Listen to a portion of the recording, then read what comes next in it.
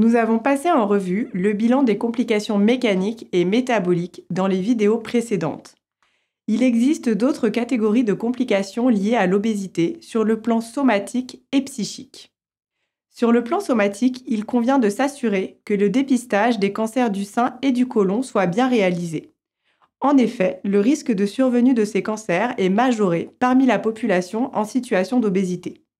Ce dépistage est le même que celui proposé dans la population générale pour les cancers du sein et du côlon de 50 à 74 ans tous les 2 ans.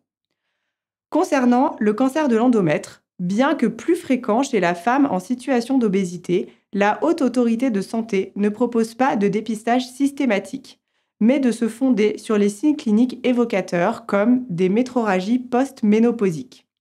Un examen bucco-dentaire est préconisé 1 fois par an pour dépister les pathologies bucco-dentaires plus fréquentes dans cette population. Ensuite, il est fondamental de faire une évaluation de la dimension psychique globale de la personne. Elle peut être réalisée au besoin par un psychologue ou un psychiatre formé aux problématiques psychiques et comportementales en lien avec l'obésité. Il s'agit ici d'une part de rechercher des pathologies psychiatriques associées comme un trouble de l'humeur ou un trouble anxieux, mais également un TDAH, ainsi que d'éventuelles addictions avec ou sans substance.